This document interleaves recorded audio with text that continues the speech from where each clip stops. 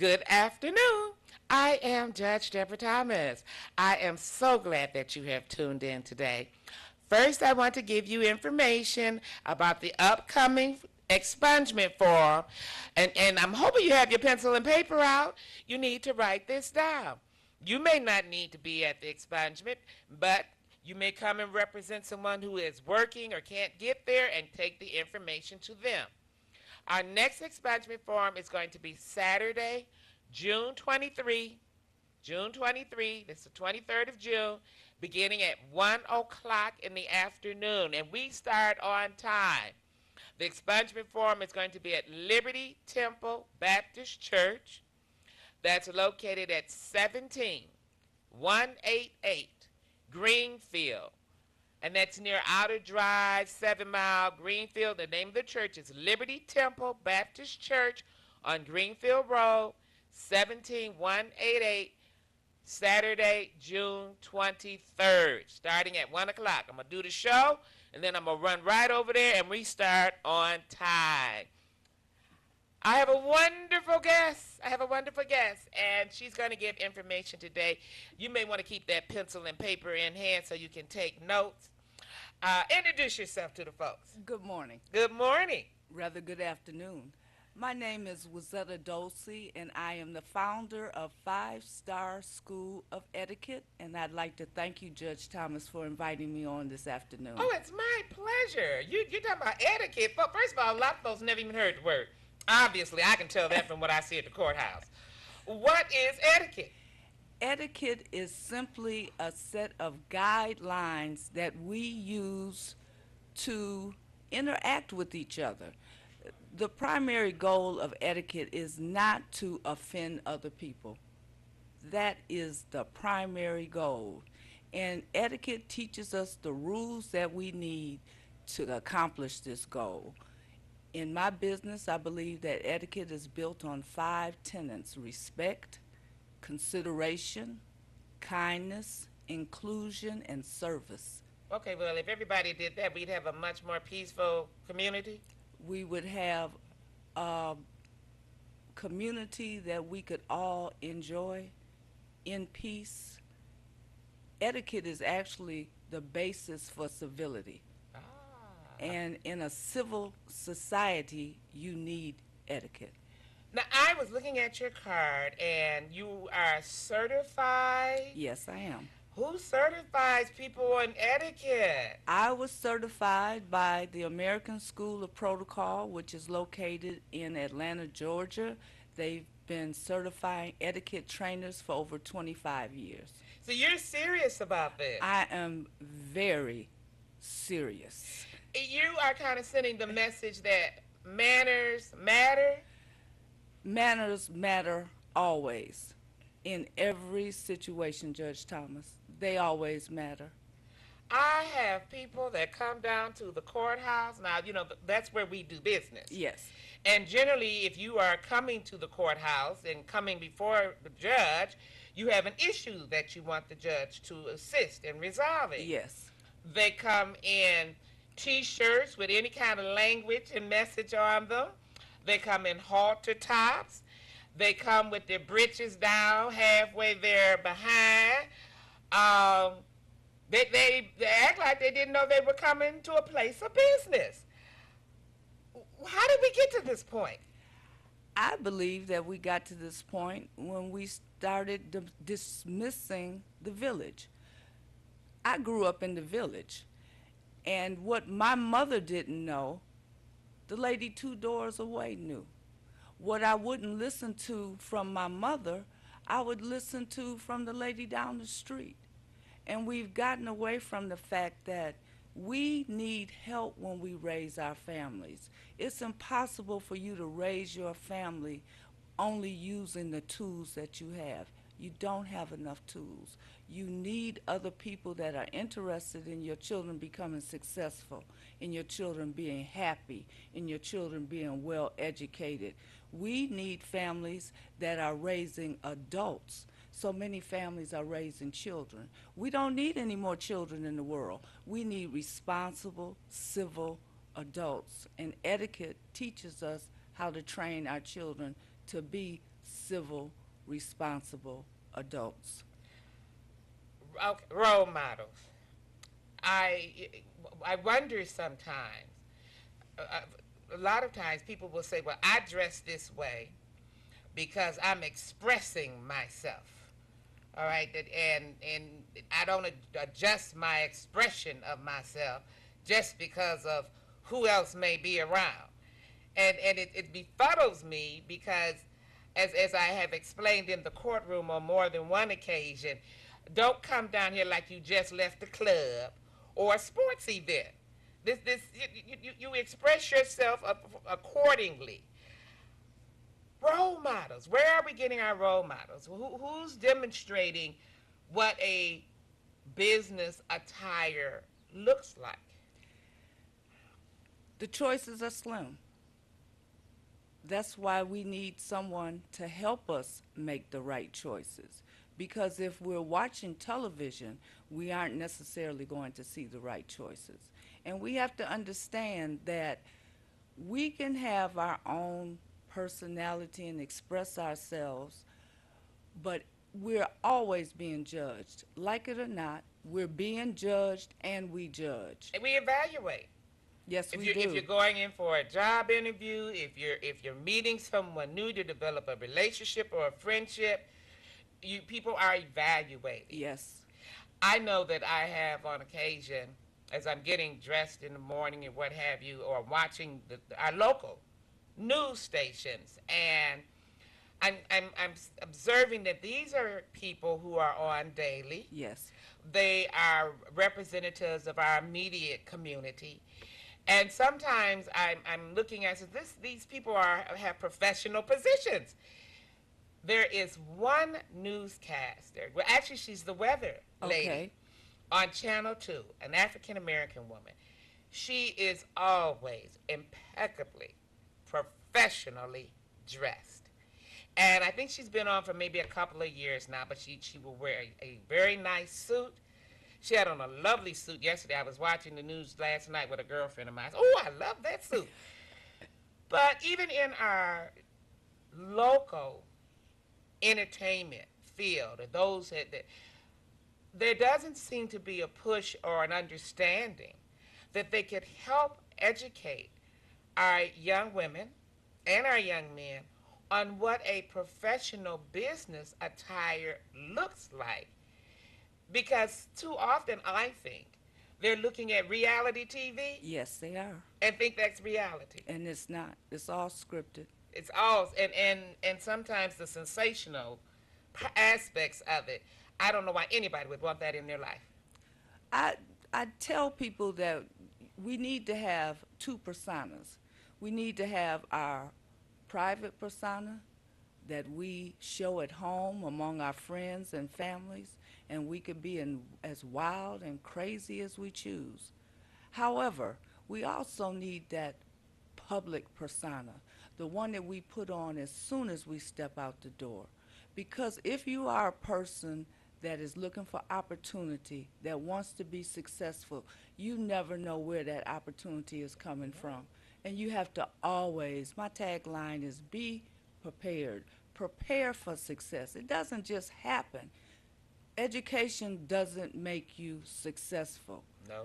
It's your conduct and your behavior that will bring you success. I've had attorneys that have amazed me. I had an attorney woman who one time came into the courtroom, um, and she had like the scrubs, you know how they wear at Yes, the hospital, hospital. and flip flops. And I looked at this attorney. I said, "You will not stand before this court in that attire, not this day." And if you want to be perceived as professional, you should present. You lose credibility when you don't present yourself in a professional way. Give us some examples. If there are people at home, we're talking in general etiquette and good manners. Give some specific examples of things that will service anyone. You don't have to have a college degree, but this would still benefit you. The first thing I would have to say that would benefit anyone, Judge Thomas, is to learn to show gratitude. learning to show gratitude by writing a handwritten thank you note. Because people receive thank you notes so seldom, Yes. when they do receive one, it has a huge impact. This is a way to seal your presence in someone's mind. If someone has done something for you, if they've made a referral for you, if they've done anything that took them out of their way, you should always acknowledge it with a Well, you, thank you you you don't want to note. tweet them a thank you? We don't want to tweet, we don't want to email, we don't want to text, and we don't want to think that what they did was so insignificant that it doesn't matter whether or not we take the time to thank them appropriately. It doesn't have to be a two-page letter thank you. It should only be 5 lines. Five. And even if you did the same 5 lines every time, Every time. that would make it easy. No one would know. So thank you, though.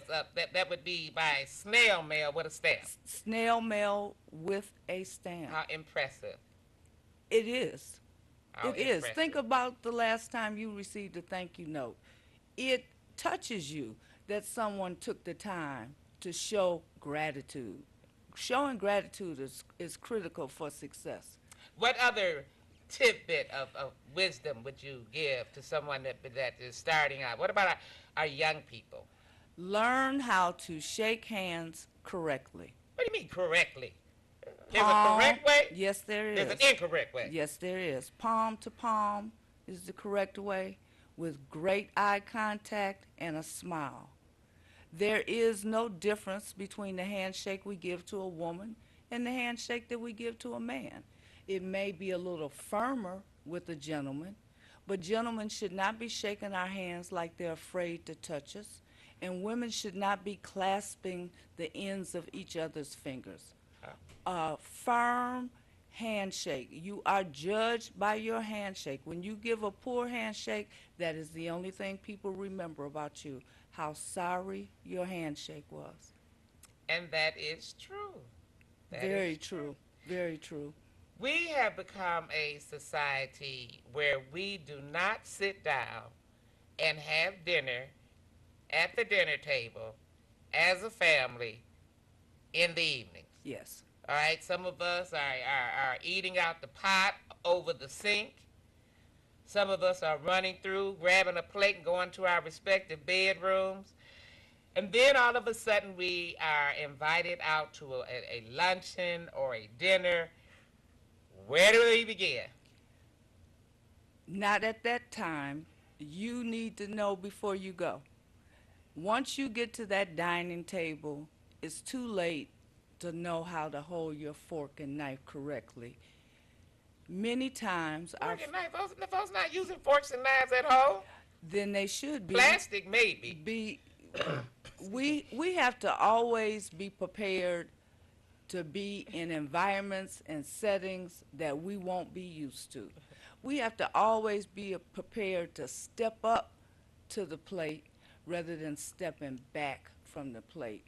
Eating out of bags and styrofoam containers has its place, but you need to know how to use a knife and fork correctly as well. You need to understand your place setting, because if you go to a luncheon or a dinner and you pick up the wrong water glass, you've thrown the entire table off. I have sat at many a table where folks are trying to decide, is this my cup or your cup? Exactly. All right, do I put my bread on this plate or that plate? Exactly. And you know, you always are friendly about it and you're polite, but it happens. It happens often, and when it does happen, everyone will know who threw the table off. Well, is that, who cares? You should care, because there may be a person of influence at that table that could help you get to the next step. There may be a potential mate at that table. There may be a potential investor at that table. And if you aren't able to exhibit the correct dining skills, they're not going to refer you to the $1 million deal. You won't be escorting their daughter or their son anywhere. So it's always important to know how. The place Is setting, it important for guys too? This is something ladies are into. it is just as important for a gentleman. Etiquette has no gender. Etiquette is genderless. And men need to be aware of etiquette as much as women. Men need to know that when they have a date, when they go to dinner, when they escort a lady to a banquet or a luncheon, they need to sit on the lady's left. That is their seat, always on the lady's left. Well, if you don't know, you may end up sitting anywhere. All right. All right. I find it fascinating. I can recall when I was in school, we would have an after-school program where they would teach etiquette. They would talk about the proper way to walk up a flight of stairs, the proper way to sit. Yes. I'm at the front of the courtroom. The people are sitting. There's a front row. I don't want to see all the way up the boulevard. I don't need to see every thigh. Sometimes it just befuddles me. In a professional setting, ladies should always have both feet on the floor. They should never cross their legs and expose their thighs. You're losing credibility because now people aren't listening to you. Now they're looking at your skirt. They're trying to figure out just how high will it go. And did you know that when you left home? And was that your intention? Sometimes it is. And those are the people that lose credibility. And credibility is critical. You don't want to lose your credibility. Regardless of what profession you're in, you always want to be credible. But True. if your appearance isn't right, if your conduct isn't right, you're going to be uncredible. Now, I can hear some folks in my ear already saying, well, I got to act white. All right? I wish I could say that was the first time I heard that. Etiquette has no race, age, sex, religion, bias. Etiquette is a way to get ahead. And if people in our community continue to see it as a way of being anything other than your best, Your best. I like that. they aren't going to progress. I like They that. aren't going to. It's about when you go to the party, no one knows how much money you have in your pocket. They don't know what you drove up in. The only thing they know is how you look and how you conduct yourself. How you presented yourself. Do you provide classes, instruction?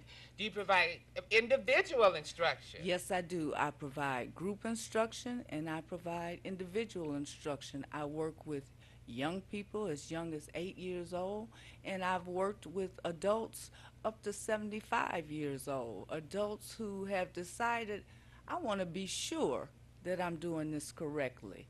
I just worked with a young woman the other day during a dining session. She's in her late 30s, and she was disappointed to learn that she'd been holding her fork incorrectly all of these years. Now, there's the English way of holding your fork, and there's the American way of Right. holding your fork. We call that continental style dining and American style dining. And in continental style dining, you're going to keep your fork in your left hand throughout the meal, and it's going to be turned over so that the tines are always facing down. Yes. And we don't switch back and forth when we're cutting as we do in the American style. Continental style, your fork is going to stay in your left hand, your knife Now, is that's always gonna going to take be in your practice right if you're hand. right-handed. It takes a lot of practice. And contrary to what people think, when you're dining continental style, you do not spear the food. So I see people eating out all the time, spearing the food, very proud to be dining continental, but you don't spear food. All right. I always thought etiquette was charming and fascinating. It is. All right, and I've taken some. Like I said, it's been a while, but I have taken some classes. I've also had some life experiences. I can recall my senior year of law school when we had a banquet where I did find myself lacking, and it was an eye opener. And so I did research and I did study and I did practice. And there are some rather basic rules Yes. to simplify. Okay, remember this. And you can always practice in the privacy of your own home. If people want to get in touch with you, if they would like to maybe have a class for teenagers who may be in the 11th or 12th Yes, grade, perfect age. going into they're not necessarily to college. Maybe they're going into looking for business, want to be secretaries or assistants or something of this nature. Yes. How do people get in touch with you? I can be contacted by telephone. My number is 248-238-1993. I can be reached by email, Wizetta, WISETTA, at Michigan Manners, all one word, .com. And you could always visit my Facebook page, All right. Five Star School of Etiquette. I put on 3 etiquette tips a day that people enjoy. And I also have a website that outlines my programs and the different things that I do. And you could always reach out to me that way as well. I don't do Facebook, but now you've given me a reason to. Please do. Please do. People are 3 always tips surprised. a day, every three, day. 3 tips a day, not every day, Monday through Friday. Okay, well, business days. But today is a holiday weekend, so today I have cookout etiquette tips on. Like, don't go to the cookout empty-handed. All right. All right. Makes Don't- sense. Don't take your pet. Oh, please, would somebody take their pet to a cookout? Yes. Yes. Yes. All righty. Yes. So just things that people aren't aware of that bring awareness. That's what I want to do. I want to bring people awareness about etiquette and how it can improve not just the quality of their life, but the quality of their relationships, the quality of their work relationships, and provide more opportunity. So if you are a member of the audience and perhaps you are a member of a sorority or fraternity and you're running programs for young Yes. people, this might be an aspect of Yes, the program that please, you may want to please add. give me a call. I love to work with young people because it's important for them to realize that they have to be better.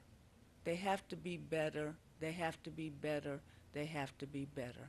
And etiquette gives them the guidelines. The edge. It gives them the edge. And it builds self-confidence. Because when you go to get that first job, there'll be 1,000 other people that have a master's degree. What is going to make you stand out?